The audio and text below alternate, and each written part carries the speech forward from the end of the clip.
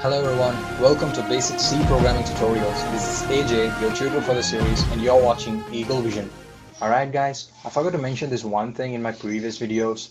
Whenever you're watching these videos on YouTube, just make sure you watch it in a full 1080p resolution because I'm going to be recording my whole desktop screen and I'm going to be typing a whole lot of source code in this editor right here. Basically with the text size that's default set by the IDE for the most part, and if you're watching it in a full 1080p resolution, then everything is gonna be crystal clear. So in this video I'm going to talk about how basically a computer program works. So after having a basic idea of what programming is, and if you are starting to learn C, then you should know how a computer program works. Primarily, what you have to remember is every computer program is a bunch of functions. Now, what do I mean by functions? A function is a piece of code or lines of code that tell your computer to do something. By something, I mean a specific task. A task such as clicking this button and closing this window. And for example, let's consider you want to open calculator on your desktop, and probably the functions you would write to do that task is take your cursor to the start button, and the next function would be to click that button, and the next function would be to navigate to all programs, and then blah blah blah. So a function is basically a piece of code or lines of code that tell your computer to do something. So every computer program is made up of these functions. And coming back to the C programming language, here we have something called as main. This main is a function, a default function that we have to use in every C program that we write. Here main, he's the bad boy. This guy gets anything done for us. So what I basically mean is whenever a computer executes a C program, it basically first searches for main function. A function in every programming language is same, identical, and a typical function has one word, that is the function name, followed by a pair of parentheses, the opening and the closing parentheses that denotes function in any programming language. So in a C program, the compiler or your computer, whenever it's executing a C code, it searches for main function. So that's where it starts executing the program from. So for every function, we have a pair of braces, one opening and closing curly braces. The opening brace indicate the start of the function, and the closing curly brace indicate the end of that function. So whatever the code is written in between these braces are part of that function. So what basically computer does is it searches for the main function, and as soon as it finds it, just enters into the function, and it's like, yeah, I'm into the main function, and what I have to do, it executes the lines or instructions that are present here. So a printf is one of the function. I'll get back to that later and tell you how it works. And a return 0, and one basic thing as a startup programmer you have to remember is semicolon, very important, tricks you sometimes. Semicolon denotes the end of every line of instruction. So here you put semicolon as the end of this line. Here you put semicolon as the end of this line. Here we have something called as int, that's int. Basically stands for integer.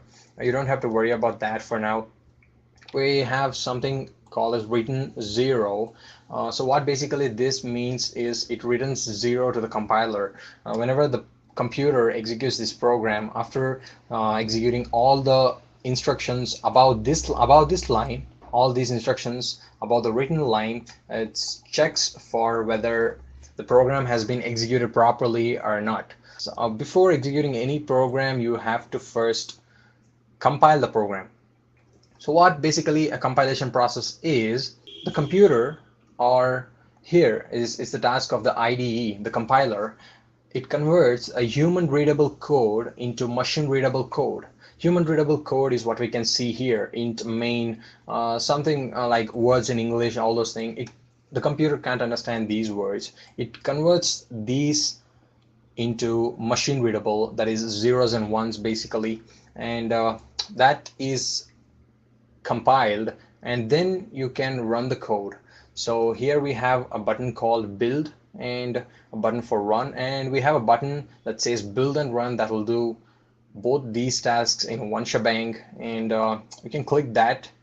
So the code is being compiled here, and here you can see hello world is being displayed on the screen. So what you do is hit close. Don't do it like that. See, you get a red marked error in the build log, that is process terminated with status some random integer value.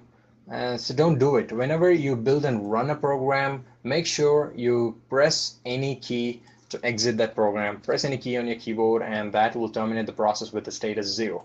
So that's what this basically means, return 0.